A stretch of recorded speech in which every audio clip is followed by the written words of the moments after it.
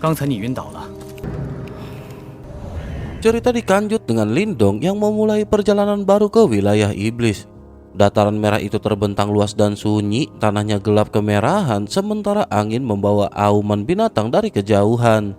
Di tengah kesunyian itu, Lindong berdiri di atas sebuah bukit kecil, memandang cakrawala yang seolah tak berujung. Namun sejauh mata memandang, tidak ada tanda kehidupan yang jelas. Menyadari hal itu, Lindong bergumam dalam hati, bertanya-tanya apakah tempat ini benar-benar wilayah iblis. Lindong baru saja keluar dari perjalanan panjang melalui lorong luang selama beberapa hari. Pengalaman teleportasi sebelumnya benar-benar membuat Lindong sedikit waspada. Selanjutnya, pandangan Lindong beralih ke seorang gadis yang terbaring tak sadarkan diri di tanah, yakni Sin King. Melihat keadaan itu, Lindong mendekat dan mencoba membangunkannya. Sesaat kemudian, Sin King tersadar dengan wajah memerah dan buru-buru menjauh dan tampak gugup di hadapan Lindong. Melihat reaksi itu, Lindong merasa canggung namun tetap menjelaskan bahwa ia hanya khawatir. Sin King pun meminta maaf dengan suara pelan. Namun Lindong menenangkannya lalu langsung menanyakan kondisi tempat mereka berada. Mendengar pertanyaan itu, Sin King segera mengamati sekeliling. Beberapa saat ia tampak lega dan menjelaskan bahwa mereka memang telah tiba di wilayah iblis. Mereka tepatnya berada di wilayah Perang Buas, sebuah daerah kacau di perbatasan wilayah utara dan barat. Penjelasan itu membuat Lindong mengangkat alisnya sedikit. Sin King kemudian melanjutkan bahwa tempat ini dipenuhi dengan konflik tanpa henti, di mana kekuatan menentukan segalanya. Tidak seperti wilayah lain yang relatif stabil, wilayah Perang Buas dikuasai oleh para penguasa kuat yang saling berebut kekuasaan. Selanjutnya, Sin King menyebut adanya 8 komandan iblis besar yang memimpin fraksi-fraksi kuat. Di sini banyak faksi kecil terus bertarung demi wilayah dan sumber daya. Dengan begitu, kekuasaan sering berganti dan kekalahan biasanya berakhir dengan kehancuran total. Mendengar semua itu, Lindong mulai memahami bahwa hukum rimba berlaku sepenuhnya di tempat ini. Namun kemudian Lindong menyadari masalah lain, yakni bagaimana menemukan seseorang di wilayah seluas ini. Sin King pun berpikir sejenak sebelum mengusulkan agar mereka pergi ke sukunya terlebih dahulu. Ia menjelaskan bahwa sukunya mungkin memiliki informasi yang lebih luas, dan menyadari hal itu, Lindong setuju tanpa ragu. Dengan wajah penuh semangat, Sin King berakhir menunjukkan jalan ke utara dan mengatakan bahwa perjalanan akan memakan waktu sekitar 5 hari.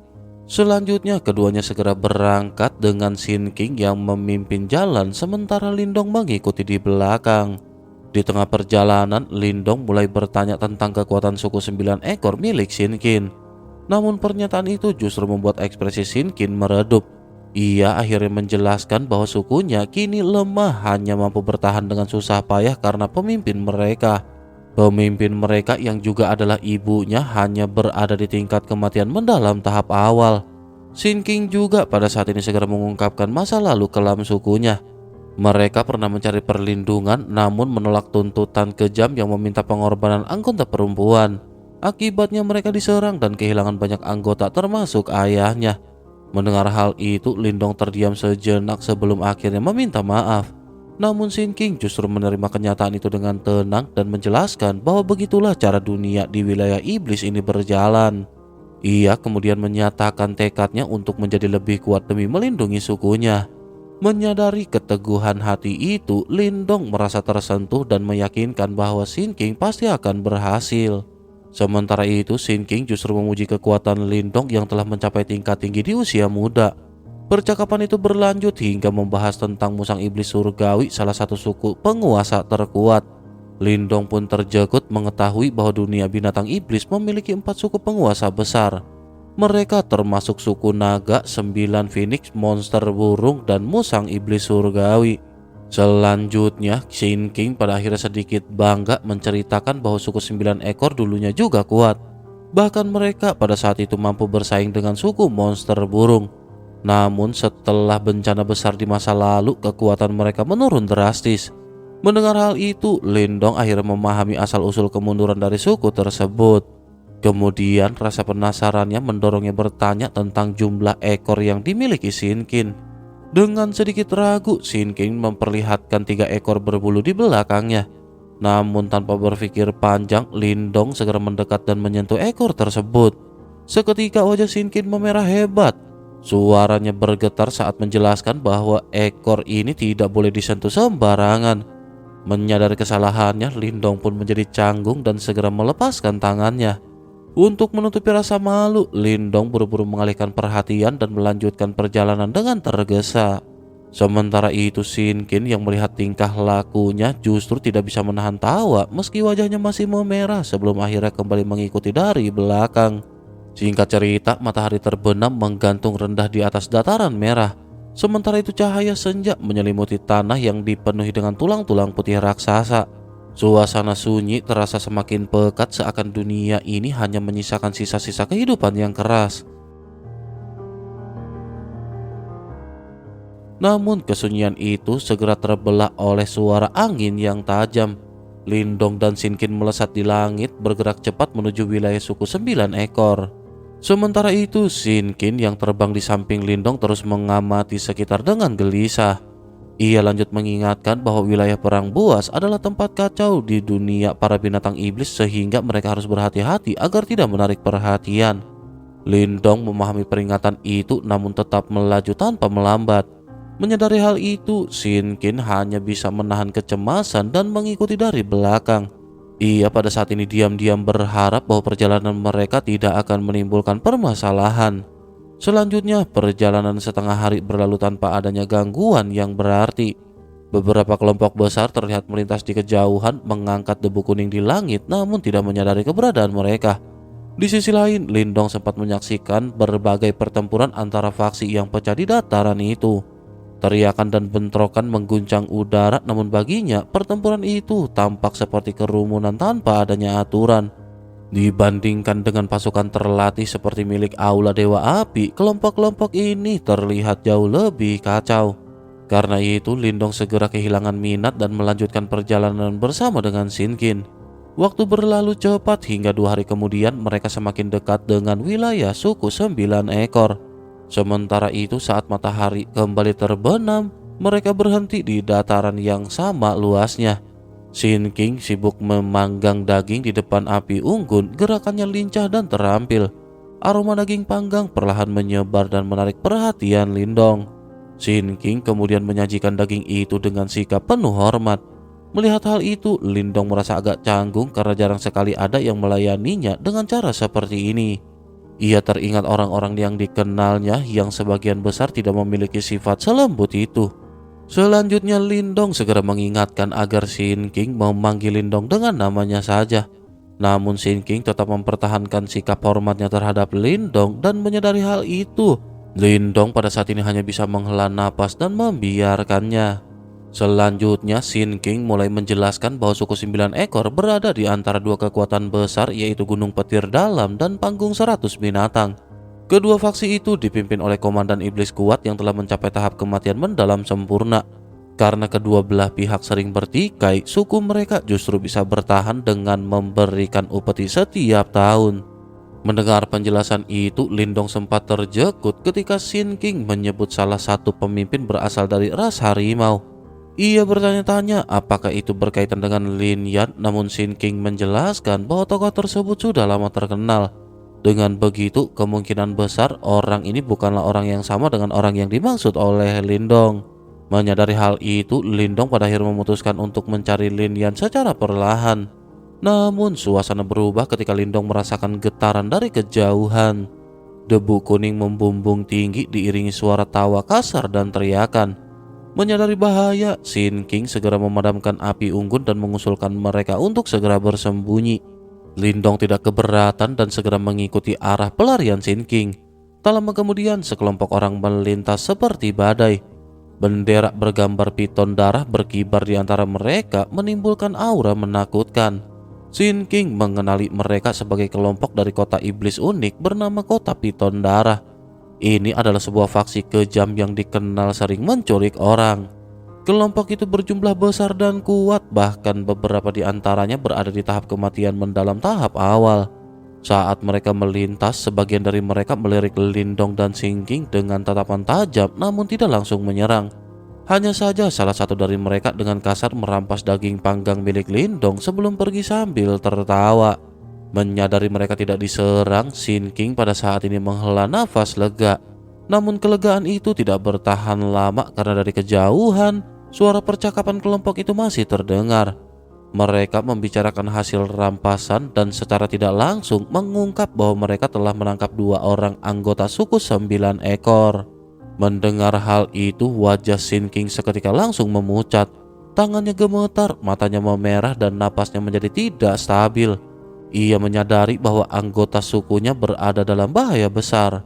Selanjutnya, Sin King memohon kepada Lindong agar diizinkan pergi sendiri, berniat menyelamatkan mereka meskipun tahu resikonya sangat besar. Namun Lindong langsung memahami niat dari Sin King. Dengan nada santai, Lindong berkata bahwa sepertinya Sin King berniat untuk menyerahkan diri. Sin King tidak menyangkal karena ia tahu nasib rekan-rekannya akan sangat tragis. Namun Lindong hanya menghela napas lalu mengusap wajahnya dengan sedikit kasar. Kemudian Lindong pada akhirnya memutuskan untuk ikut bergerak. Lindong berkata bahwa tanpa Sin King sebagai pemandu, perjalanan ke suku 9 ekor akan menjadi sulit. Namun di balik kata-kata itu juga tersirat niat Lindong untuk membantu. Mendengar keputusan itu, mata Sin King pada akhirnya kembali berkaca-kaca, namun kali ini bercampur harapan.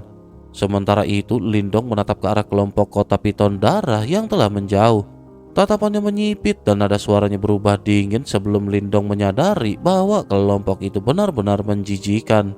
Lindong juga mengeluh ringan mengenai mereka yang telah merampas daging panggang milik Lindong. Mendengar keluhan itu, Sin King seketika tertegun sejenak. Namun sesaat kemudian, tanpa sadar senyum kecil muncul di wajahnya, menghapus sebagian ketegangan yang sebelumnya membelenggu hatinya. Malam pada akhirnya turun perlahan, sementara itu di tengah dataran kesunyian yang luas, sebuah kota kecil yang telah hancur tampak hidup kembali oleh nyala api unggun. Kota itu dikenal sebagai kota kesunyian kecil, sebuah tempat singgah bagi berbagai kelompok yang menjelajahi wilayah liar. Menyadari datangnya malam dan ancaman badai serta kabut dingin, banyak kelompok memilih berhenti sejenak dan beristirahat sekaligus melakukan pertukaran barang. Namun di sisi lain, tempat seperti itu tidak pernah benar-benar damai. Wilayah perang buas memang terkenal kacau sehingga pertemuan sering berujung pada konflik. Sementara sebagian orang tertawa dan membanggakan hasil buruan mereka, sebagian lain diam-diam mengukur kekuatan lawan. Di salah satu sudut kota, bendera kota piton darah tampak terlihat berkibar. Di depan perkemahan mereka, kerumunan orang dari berbagai faksi berkumpul saling menyombongkan hasil jarahan. Sosok bernama Hu Cheng dari kota piton darah menertawakan kelompok lain dan menganggap hasil mereka tidak berarti dibandingkan dengan pencapaian miliknya. Namun Wang Hao menanggapi dengan nada meremehkan dan menyiratkan bahwa kota piton darah hanya menyerang target lemah. Mendengar hal itu, Hu Cheng menahan amarahnya dan menyadari bahwa Wang Hao bukan lawan sembarangan. Sementara itu Lei Zhen yang duduk santai di atas batu mulai menunjukkan hasil tangkapan mereka. Ia menyebut bahwa mereka mendapatkan 2 wanita dari suku 9 ekor, sesuatu yang segera menarik perhatian banyak orang. Selanjutnya pada akhirnya sebuah kereta penjara didorong keluar. Di dalamnya 2 wanita muda gemetar ketakutan saling berpelukan sambil menahan tangis. Kerumunan langsung terdiam sesaat lalu berubah gaduh dengan tatapan penuh nafsu.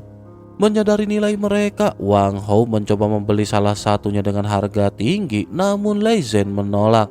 Lei Zhen menjelaskan bahwa keduanya akan dipersembahkan kepada penguasa kota piton darah.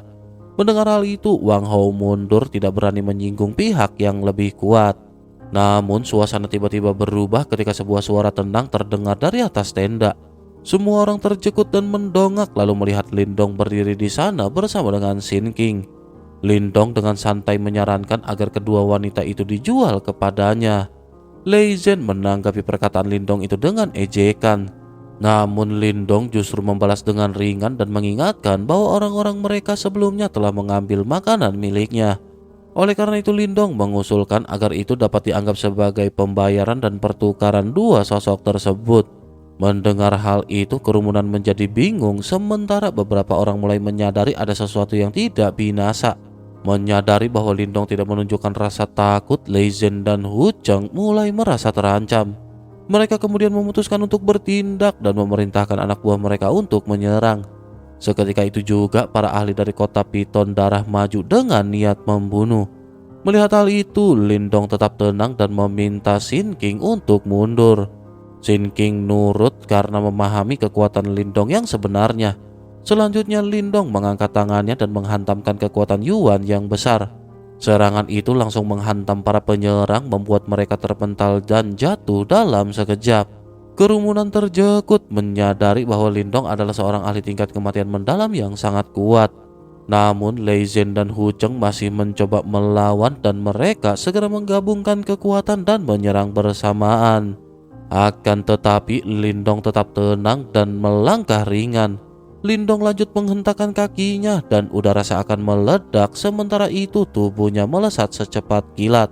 Dalam sekejap kereta penjara hancur dan ketika debu mereda, Lindong sudah berdiri di sana sambil mencengkram leher Lei Zhen dan Hu Cheng. Keduanya berjuang keras namun usaha mereka sia-sia.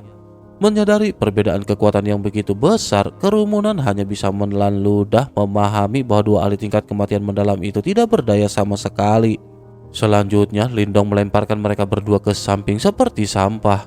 Ia kemudian menoleh ke arah bagian terdalam perkemahan, sementara dua wanita dari suku 9 ekor memandangnya dengan harapan dan ketakutan. Dengan suara tenang namun tegas, Lindong menyatakan bahwa ia akan membawa kedua wanita itu pergi, lalu menanyakan apakah masih ada yang ingin menghalanginya. Bersama dengan hal itu, Shin King bergegas ke belakang dan mendarat di atas gerobak penjara. Ketika Shin King melihat dua wanita di dalamnya, matanya langsung berbinar. Shin King pada akhirnya lanjut memanggil mereka dengan suara bergetar. Kedua wanita itu sempat linglung, namun menyadari siapa yang datang, rasa takut mereka berubah menjadi kelegaan. Air mata pun pada akhirnya jatuh tanpa bisa lagi ditahan. Di sisi lain, Lindong hanya melirik sekilas sebelum mengalihkan pandangannya ke bagian terdalam perkemahan. Lindong merasakan aura samar namun jauh lebih kuat dibandingkan dengan Lei Zhen. Menyadari hal itu, Lindong mengerti bahwa sosok tersembunyi itu adalah kekuatan utama di tempat ini. Tak lama kemudian, tawa serak juga pada akhirnya benar-benar terdengar. Sosok pria berjubah abu-abu muncul begitu saja. Wajahnya pucat, matanya cekung. Nadanya gitu sih. Wajahnya pucat, matanya cekung, dan kabut beracun menyelimuti tubuhnya. Orang-orang segera mengenalinya sebagai Cao Mang, gubernur muda dari kota Piton Darah. Melihat kemunculan Cao Mang, suasana pada akhirnya berubah tegang. Bahkan para ahli dari pihaknya sendiri mundur dengan waspada. Sementara itu Shin King berusaha menenangkan dua wanita di sampingnya meski mereka masih diliputi dengan kecemasan. Di sisi lain, Lindong pada saat ini tetap berdiri dengan tenang. Lindong melangkah maju sedikit dan dengan nada ringan menyatakan bahwa Lindong akan membawa ketiga wanita itu pergi. Namun di balik nada santainya tersembunyi tekanan tajam yang membuat suasana semakin menegang. Lei Zhen mencoba memprovokasi dan menuduh Lindong telah meremehkan dunia binatang iblis. Sementara itu Cao Mang menatap Lindong dengan mata dingin seperti ular berbisa. Cao Mang mengancam bahwa tindakan ini akan membawa penyesalan Lindong di kemudian hari. Namun Lindong hanya menanggapinya dengan sikap acuh lalu memberi isyarat kepada Shin King untuk pergi. Selanjutnya Lindong berbalik dan berjalan pergi tanpa adanya keraguan. Shin King segera membantu dua wanita itu dan mengikuti di belakang Lindong. Saat mereka pergi, Cao Mang menanyakan nama Lindong dan tanpa menoleh Lindong menyebutkan namanya. Selanjutnya tanpa banyak cincong lagi, Lindong terus melangkah meninggalkan perkemahan. Setelah mereka pergi, para ahli dari kota Piton Darah berkumpul kembali. Mereka merasa marah dan terhina, namun Cao Mang menyadari sesuatu yang lebih dalam. Cao Mang mengakui bahwa Lindong bukan lawan yang bisa mereka hadapi, bahkan jika mereka menyerang bersama-sama. Mendengar hal itu, semua orang terjekut, namun di balik keterjekutannya, kemarahan tetap membara. Cao Mang kemudian menyatakan bahwa masalah ini belum selesai. Bagi siapapun yang menantang kota Piton Darah, maka hanya ada satu akhir, yakni kemokatan. Sementara itu, jauh di perkemahan, Lindong dan kelompoknya beristri jahat di bawah cahaya api unggun. Dua wanita dari suku 9 ekor akhirnya tertidur setelah kelelahan, sementara Shin King duduk di samping Lindong dengan penuh rasa terima kasih. Lindong pada saat ini hanya tersenyum tipis, namun di dalam hatinya Lindong memiliki rencana lain. Lindong menyadari bahwa untuk menemukan Lin Yan di wilayah perang buas yang luas ini, Lindong harus membuat namanya tersebar luas. Menyadari hal itu, Lindong memutuskan untuk menggunakan kota piton darah sebagai batu loncatan. Insiden malam ini hanyalah awal dan Lindong menyiapkan langkah selanjutnya. Singkat cerita, keesokan harinya perjalanan kembali dilanjutkan. Namun berbeda dari sebelumnya, Lindong justru sengaja memperlambat langkahnya. Sin King merasa bingung tetapi memilih untuk tidak bertanya kepada Lindong. Seiring perjalanan mereka, kabar tentang kejadian di kota piton darah juga mulai menyebar. Banyak pihak menjadi pemasaran dan berbagai faksi mulai menunggu perkembangan selanjutnya. Pada akhirnya saat mereka mencapai sebuah daratan, Sin King yang berjalan di depan tiba-tiba berhenti. Wajahnya yang semula ceria berubah pucat karena di hadapan mereka terbentang barisan besar pasukan kota piton darah. Bendera-bendera berkibar di udara sementara aura ganas memenuhi tempat itu. Di tengah pasukan, sebuah tahta berbentuk ular sanca berdiri megah. Seorang pria berbaju darah duduk di atasnya dengan ekspresi dingin. Melihat kedatangan Lindong dan rombongannya, pria itu perlahan menunjukkan senyum kejam. Situasi pun berubah dan perjalanan tenang menjadi konfrontasi yang tak terhindarkan. Melihat pemandangan itu, wajah Sin King dan dua wanita lain dari suku 9 ekor seketika memucat. Senyum mereka lenyap berganti dengan keterjekutan dan ketakutan. Mereka segera menyadari bahwa seluruh kekuatan kota piton darah telah dikerahkan dan targetnya tidak lain adalah mereka. Namun di sisi lain, Lindong justru melangkah maju dengan tenang. Tatapan yang menyapu barisan musuh, sementara senyum tipis muncul di wajahnya seolah semua ini memang telah dinantikan. Sin King menggigit bibirnya dan air mata mulai menggenang. Sin King menyadari bahwa semua ini terjadi karena permintaannya kepada Lindong. Jika sesuatu terjadi pada Lindong, Sin King merasa tidak akan mampu menebusnya bahkan dengan nyawanya sendiri. Namun Lindong pada saat ini segera menenangkan mereka. Lindong menjelaskan bahwa justru situasi inilah yang Lindong butuhkan karena sejak awal Lindong telah menjadikan mereka sebagai umpan. Mendengar hal itu ketiganya tertegun, sementara itu rasa bersalah di hati mereka sedikit mereda. Selanjutnya Lindong berjalan ke puncak lereng dan memandang ke depan. Banyak sekali ahli berkumpul di dataran itu dan tidak semuanya berasal dari kota piton darah.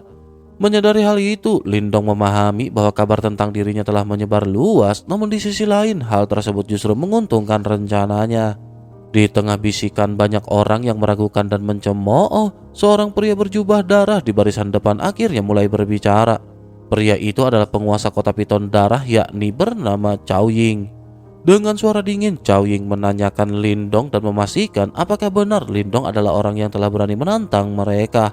Lindong menjawab dengan santai mengiyakan hal tersebut. Bahkan Lindong berkata bahwa kedatangan mereka sedikit lebih lambat dari perkiraan Lindong. Mendengar hal itu, mata Cao Ying menyipit sementara itu kecurigaan mulai muncul. Selanjutnya Lindong mengeluarkan tangan dan menarik dua wanita dari suku 9 ekor. Dari tubuh mereka, dua cahaya darah keluar dan berubah menjadi ular kecil. Lindong menjelaskan bahwa makhluk itulah penanda yang ditanam oleh kota piton darah untuk melacak mereka. Setelah itu Lindong menghancurkan kedua ular darah tersebut tanpa ragu. Melihat hal itu, wajah Cao Ying seketika berubah dingin. Cao Ying menyadari bahwa semua ini bukan kebetulan, melainkan jebakan yang sengaja disiapkan oleh Lindong. Lindong tidak membantah dan sebaliknya Lindong langsung menyatakan tujuannya untuk meminta jalan pergi. Namun Cao Ying justru tertawa dingin dan aura kekuatan Yuan yang mengerikan meledak dari tubuhnya. Aura itu melampaui tahap kematian mendalam binasa. Jelas bahwa Cao Ying telah berada setengah langkah menuju kesempurnaan tahap tersebut. Menyadari ancaman itu, Lindong sama sekali tidak mundur. Lindong melangkah ke udara dan mendekat ke medan pertempuran. Sementara itu kekuatan Yuan di tubuhnya mulai bergejolak seperti banjir.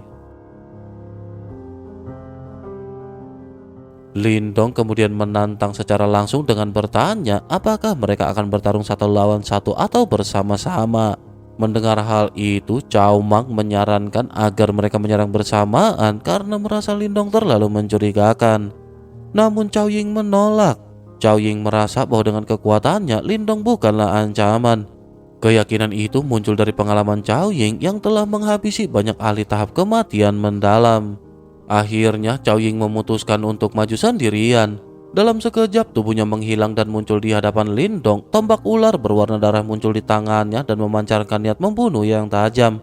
Sementara itu Lindong menggenggam tangannya dan petir berkumpul membentuk tongkat kilat yang berderak dengan suara guntur rendah. Di bawah langit yang menekan, kedua sosok itu pada akhirnya saling berhadapan. Banyak pasang mata tertuju pada mereka menunggu hasil dari pertempuran ini. Sebagian meragukan Lindong, namun sebagian lain mulai pemasaran akan kekuatan yang ia sembunyikan. Di kejauhan, Sin King dan dua wanita suku 9 ekor menatap pertempuran dengan cemas. Mereka mengetahui betapa kuatnya Cao Ying, namun Sin King berusaha menenangkan diri dengan mengingat bahwa Lindong pernah mengalahkan ahli tingkat samsara. Menyadari hal itu, secercah harapan juga pada akhirnya muncul di hati mereka. Sementara itu di langit, Lindong pada saat ini masih tetap tenang. Tatapannya tertuju pada Cao Ying dan perlahan senyum tipis muncul di wajah Lindong. Niat bertarung menyala di matanya dan Lindong tekadnya semakin kuat. Lindong berniat menggunakan pertempuran ini untuk mengguncang seluruh wilayah sekaligus melangkah lebih dekat menuju tujuannya. Sementara itu, menyadari ada yang berani menantangnya, Cao Ying perlahan mengangkat tombak darahnya lalu dengan dingin menyatakan bahwa siapapun yang mengambil sesuatu dari kota piton darah, mereka harus membayar harga dan Lindong tidak akan menjadi pengecualian. Seketika kekuatan Yuan meledak dari tubuh Cao Ying. Tubuh Cao Ying melesat seperti bayangan, tombaknya bergerak cepat menyerang titik-titik vital Lindong. Namun di sisi lain, Lindong pada saat ini tetap tenang. Lindong menggenggam tombak kaisar petir lalu kilat menyambar keluar dan bayangan tongkat yang tak terhitung jumlahnya menyambut setiap serangannya. Benturan demi benturan pun terjadi, menimbulkan suara dentang keras dan gelombang energi yang mengguncang udara. Pertarungan berlangsung cepat, keduanya maju mundur seperti busur yang terus dilepas dan ditarik kembali. Para penonton mulai menyadari bahwa Lindong meski hanya berada di tingkat awal kematian mendalam, mampu menandingi Cao Ying yang telah mencapai tingkat sempurna. Hal ini pada akhirnya membuat banyak orang terjekut namun sekaligus memahami alasan keberanian Lindong. Selanjutnya saat benturan mencapai puncaknya, Cao Ying kemudian merasa ada yang tidak binasa. Menyadari kekuatan Lindong yang tidak bisa diremehkan, Cao Ying mengubah segel tangannya. Tombak ular darahnya seolah hidup lalu cahaya merah beracun melesat menuju Lindong. Racun itu memiliki daya erosi yang kuat bahkan sulit ditahan oleh kekuatan Yuan binasa. Namun meskipun begitu, Lindong tidak panik. Lindong justru memanggil kekuatan petir yang murni dari tongkat kaisar petir. Kilat menghantam cahaya darah itu dan secara mengejutkan racun yang seharusnya mematikan justru hancur di bawah sambaran petir. Cao Ying pun terjekut melihat serangannya dipatahkan dengan begitu mudah. Melihat celah itu, Lindong juga pada saat ini segera membalas. Tongkat kaisar petir menghantam ke arah dada Cao Ying. Cao Ying berhasil menahan serangan, namun arus petir menyusup ke dalam lengannya. Rasa sakit menyebar sementara darah mulai merembes keluar dari pori-porinya. Menyadari dirinya terluka lebih dahulu, kemarahan Cao Ying pun seketika memuncak. Cao Ying kemudian mengerahkan tekniknya yang lebih mengerikan. Darahnya berubah menjadi simbol lalu memanggil 10.000 roh racun darah ular. Seekor ular raksasa berwarna darah muncul di langit dengan tubuh yang dipenuhi dengan simbol aneh dan racun yang mampu mengikis udara. Para penonton langsung menahan napas menyadari betapa mematikannya serangan itu. Tanpa ragu, Cao Ying memerintahkan ular itu untuk melahap Lindong. Dalam sekejap tubuh Lindong akhirnya ditelan sepenuhnya. Banyak orang mengira pertarungan telah berakhir karena selama ini tidak ada yang selamat dari teknik tersebut. Namun di dalam tubuh ular itu tawa Lindong justru terdengar. Menyadari hal itu, Cao Ying pada saat ini mulai kembali gelisah. Tak lama kemudian cahaya hitam memancar dari dalam tubuh ular raksasa tersebut. Tubuhnya menyusut dengan cepat lalu meledak menjadi kabut darah di hadapan semua orang. Lindong muncul kembali tanpa luka berarti. Sementara itu Cao Ying memuntahkan darah, wajahnya juga dipenuhi dengan ketidakpercayaan. Menyadari hal itu, Lindong menatapnya dengan tenang sambil menunjukkan kekuatan yang baru saja digunakan, yaitu kemampuan pelahap yang berasal dari simbol leluhur pelahap. Lindong juga memperlihatkan kekuatan petir yang mematikan dari simbol leluhur petir. Pertahanan dan serangan kini bersatu di tangan Lindong. Menyadari ancaman itu, hati Cao Ying pada saat ini dipenuhi dengan rasa dingin. Akhirnya Lindong menyatakan niatnya dengan jelas. Lindong bukan sekedar lawan binasa, melainkan seseorang yang datang untuk mengakhiri hidup Cao Ying.